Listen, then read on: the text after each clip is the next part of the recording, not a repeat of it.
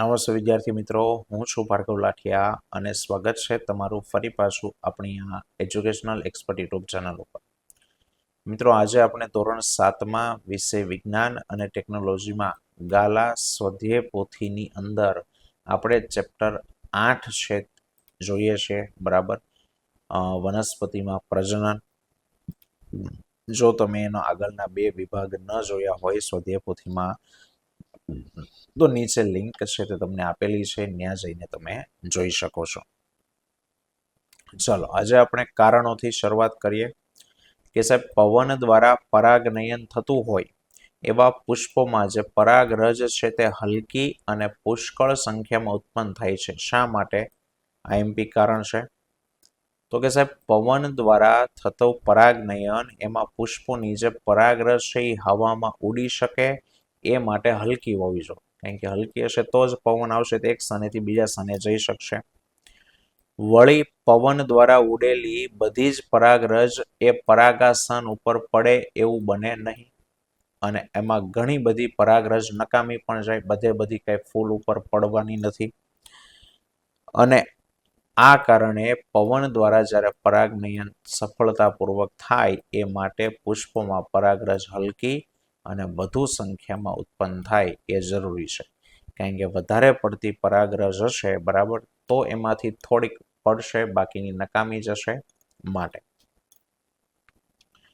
બીજો સવાલ છે કે ભાઈ, કેટલાક બીજને પાંખ જેવા ભાગ હોય છે. શા માટે? તો કે બીજને પાંખ જેવો ભાગ હોય તો પવન આવતા આ પાંખ જેવા ભાગની મદદથી તે ઉડે છે અને હવાની અંદર ફેલાય છે.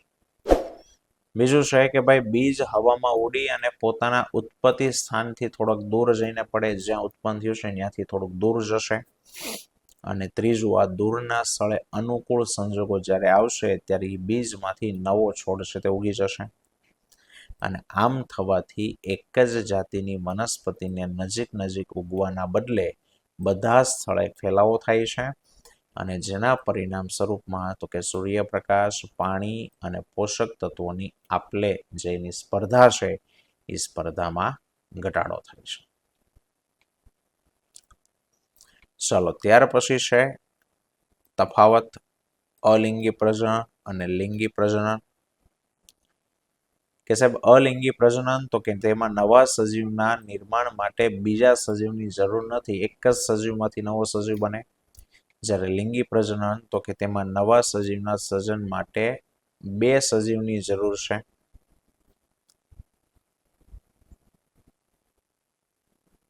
બીજું છે કે સાહેબ, આમાં પેદા થતી સંતતિમાં પિતૃ જેવા જ લક્ષણો હોય છે, અને લિંગી પ્રજનનમાં પેદા થતી સંતતિમાં પિતૃ જેવા બધા જ લક્ષણો હોતા નથી, થોડાક લક્ષણો નવા આવે. બરાબર, અહીંયા બીજાની નહીં પરંતુ બીજની જરૂર નથી, અને અહીંયા લિંગીમાં બીજની જરૂર છે. ચલો, બીજો તફાવત છે પુંકેસર અને સ્ત્રી કેસર. તો કે સાહેબ, પુંકેસર એ પુષ્પનું નર પ્રજનન અંગ છે અને સ્ત્રી કેસર એ પુષ્પનું માદા પ્રજનન અંગ છે. પુંકેસરમાં પરાગાશયમાં પરાગરજ ઉત્પન્ન થાય છે, જ્યારે સ્ત્રી કેસરના અંડાશયમાં અંડક ઉત્પન્ન થાય છે. હજી લખો એટલે લખી શકાય છે, પુંકેસરમાં 2 ભાગો હોય છે, સ્ત્રી કેસરના 3 ભાગો હોય છે. ત્રીજું છે સ્વપરાગનયન અને પરપરાગનયન. કે સાહેબ, સ્વપરાગનયનની ક્રિયામાં ભમરા, પતંગિયા જેવા કીટકોની જરૂર પડતી નથી, પાણી પવન દ્વારા થઈ જાય. જ્યારે પરપરાગનયનમાં ભમરા, પતંગિયા જેવા કીટકોની જરૂર પડે છે. તેના દ્વારા ઉત્પન્ન થતા ફળ અને બીજ સાધારણ કક્ષાના હોય છે, જ્યારે પરપરાગનયન દ્વારા ઉત્પન્ન થતા ફળ અને બીજ તો કે સારી ગુણવત્તાવાળા હોય છે, સારી ક્વોલિટીના હોય છે. ચલો, જોડકામાં છે પહેલું વાનસ્પતિક પ્રજનન. તો વાનસ્પતિક પ્રજનન કોની અંદર કહેવાય? તો કે કલમ કરવી વાનસ્પતિક પ્રજનન. બીજાણુ સર્જન કોની અંદર થાય છે? તો કે સાહેબ હંસરાજમાં. પવન દ્વારા પરાગનયન તો કે ઘઉંની અંદર, અને પવન દ્વારા બીજ વિકિરણ પૂછ્યું, બીજનો ફેલાવો, બરાબર છે, ભૂલ ન કરતા, મેપલ. પવન દ્વારા બીજ વિકિરણ મેપલમાં થાય, બીજનો ફેલાવો, પણ પવન દ્વારા પરાગનયન તો કે સાહેબ ઘઉંની અંદર છે તે થાય. નારિયેળમાં કોની મદદથી થાય? પાણી દ્વારા થાય. રેડી? ચાલો, 2 મુદ્દાસર ઉત્તર આપવાના છે કે નીચેના પ્રશ્નોના મુદ્દાસર ઉત્તર આપો, દરેકના 4 ગુણ. 2 સવાલ આપ્યા છે. પહેલો છે કે ભાઈ અલિંગી પ્રજનનની કોઈ પણ 2 પદ્ધતિ ઉદાહરણ આપીને સમજાવો. તો કે પહેલી વાત તો કે સાહેબ અલિંગી પ્રજનનની ઘણી બધી રીતો છે. બરાબર, 5 રીતો છે, એમ 6 રીત ગણી શકાય. ચલો, એમાં પેલા રીતના નામ અહીંયા તમને લખી દઉં. એક છે ભાજન, એટલે કે વિભાજન કહેવાય. બીજું છે પુનઃ સર્જન. ત્રીજું છે કલિકા સર્જન.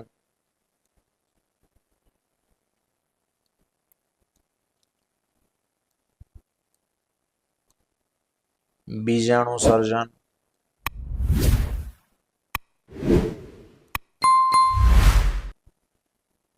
અને અવખંડન. અને વાનસ્પતિક પ્રજનન.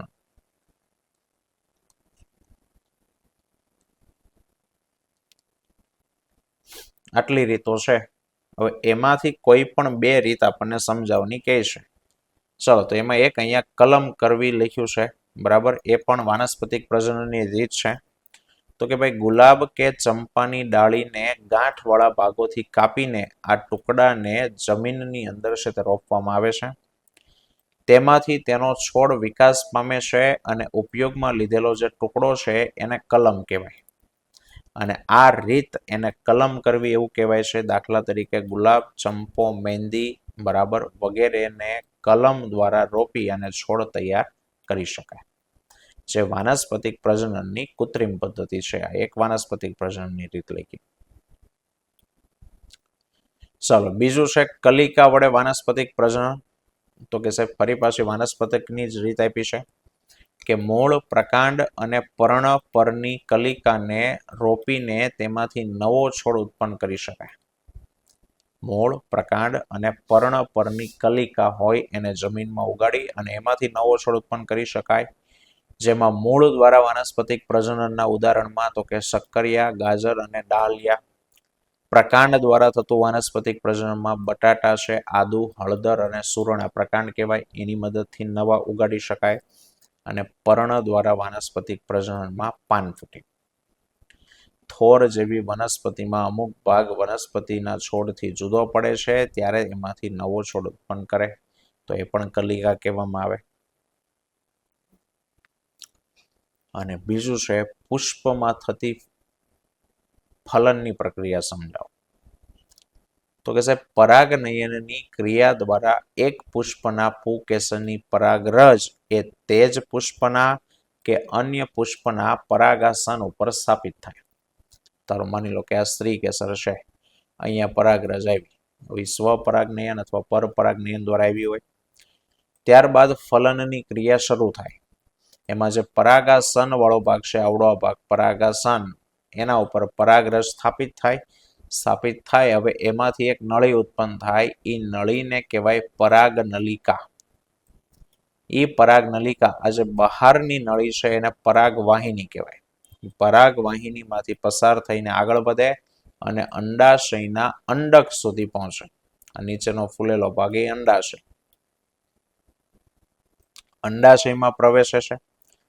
પરાગરજની અંદરથી નરજનન કોષ, આમાં નરજન્યુ છે, એ ઉત્પન્ન થઈને પેલી નળીમાં જાય અને અંડાશયમાંના અંડકની અંદર છે તે દાખલ થાય. અને અંડકમાં ઉત્પન્ન થયેલા માદા જન્યુઓ સાથે સંયુગ્મન પામી અને ફલિતાંડ બનાવે. અહીંયા રહેલું અંડકની અંદર માદાજન્યુ કોષ, પહેલામાંથી આવ્યો નરજનન કોષ, બે જોડાય. આ ક્રિયા એને ફલન કહેવાય. અને ફલન બાદ જે અંડાશય છે એનો વિકાસ થઈ અને ફળ બનશે. અને જે અંડકવાળો વિસ્તાર છે એનો વિકાસ થઈને બનશે બીજ. બરાબર, તો આ પ્રમાણે પુષ્પમાં ફલનની ક્રિયા થાય. તો આ તો મિત્રો આજનો ટોપિક. આવતા વિડીયોમાં ફરી પાછા મળીશું. ત્યાં સુધી જય હિન્દ, જય ભારત.